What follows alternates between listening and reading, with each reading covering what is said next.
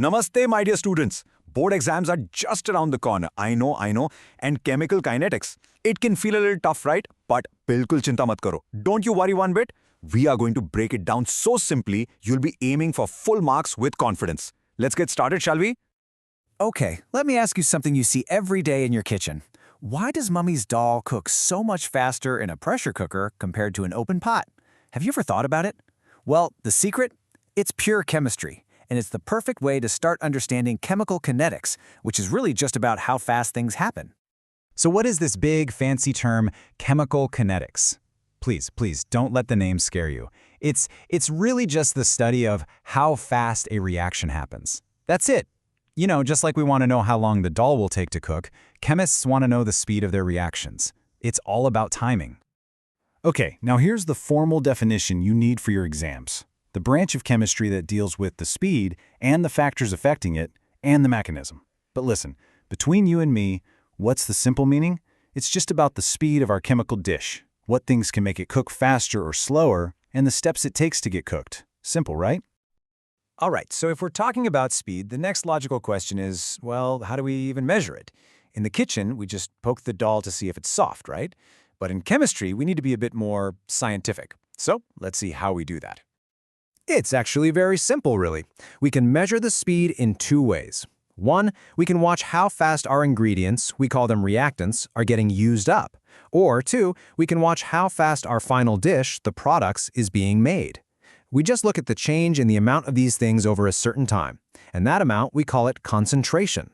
Don't worry, that's just a fancy word for how much stuff is packed into a space. Now, there are two types of rates we talk about. It's super simple, I promise. Imagine you're in a car going from, say, Delhi to Agra. The whole journey takes you maybe 3 hours. So your average speed is the total distance divided by those 3 hours, right? But what if you look at your speedometer right now? That speed, at that exact moment, is your instantaneous speed. It's exactly the same in chemistry. Average rate is for the whole reaction time, and instantaneous rate is the speed at one tiny little moment. See? Easy peasy.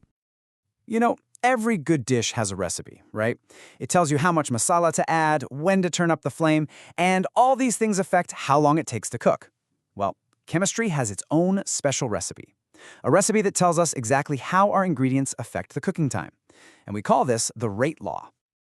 And here it is, the master recipe itself, the rate law equation. Now don't panic, all it's saying is that the rate or the speed depends on the amount of our ingredients, A and B. And those little numbers up there, X and Y, think of them as magic numbers that tell us how much each ingredient affects the speed. And the most important part? We can't guess these numbers. We have to find them out by doing experiments.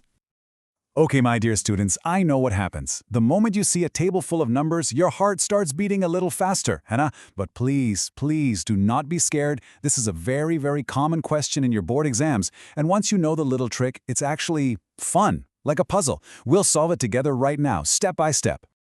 So here's our mission. How do we find those magic numbers X and Y? We call them the order of the reaction. It's time to put on our detective hats. All the clues are right there in the table. We just need to figure it out. Are you ready? Let's solve this mystery for the exam. Okay, let's look closely. Step 1. We compare experiment 1 and experiment 2. See?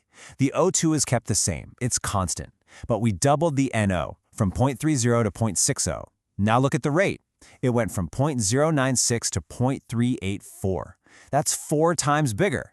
So when we double the ingredient, the speed becomes 4 times faster. What does that tell you? 2 to the power of what is 4? Yes, 2 squared is 4. So the order for NO is 2. Now for step 2. Let's compare experiment 1 and 3. This time, NO is constant. We doubled O2. And what happened to the rate? It also doubled. So 2 to the power of what is 2?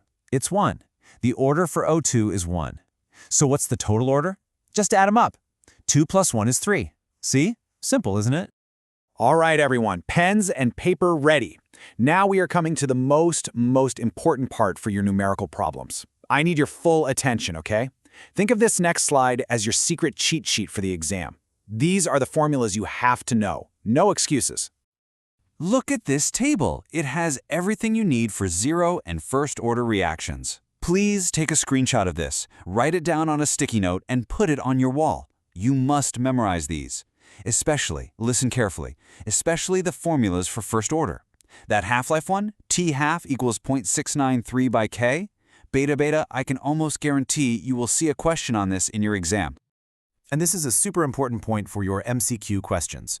For a first-order reaction, the half-life is always constant. What does that mean? It means it doesn't matter if you start with 1 kilo of something or 100 kilos. The time it takes for half of it to disappear will be exactly the same. It's a very special property, and examiners love to ask about it. Okay, we're almost at the end. We know how to measure the speed, we know the recipe, but there's one last question. What gives these ingredients the josh, the energy, to even start reacting? They can't just sit there. Something needs to get them going. Let's find out what that is.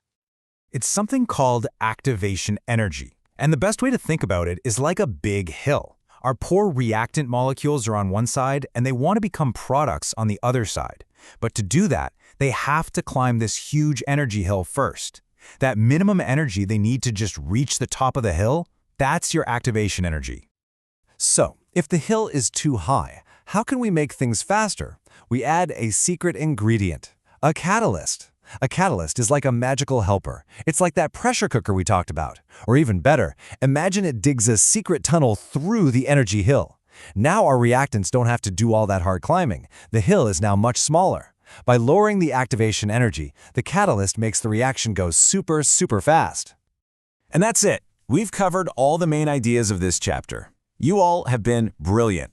Now, just before we finish, let's do a super quick revision of the 3 most important things you need to remember for your exam. Ready? Beta? Let's go. Okay, here are your 3 golden rules. Number 1, you must know the units of the rate constant, K, for 0 and first-order reactions. They love asking this. Number 2, memorize that first-order half-life formula. T half equals 0.693 divided by K. It will be your best friend in numericals. And number 3, understand how a catalyst works. It's a friend who lowers the activation energy hill, making the reaction faster. Remember these 3, and you are all set. And there you have it, chemical kinetics. See, it wasn't so scary after all, was it? I am so proud of you for focusing today. You are all such bright students, and I have full faith that you will do wonderfully. You've absolutely got this. All the very best for your exams, my dear students. Namaste.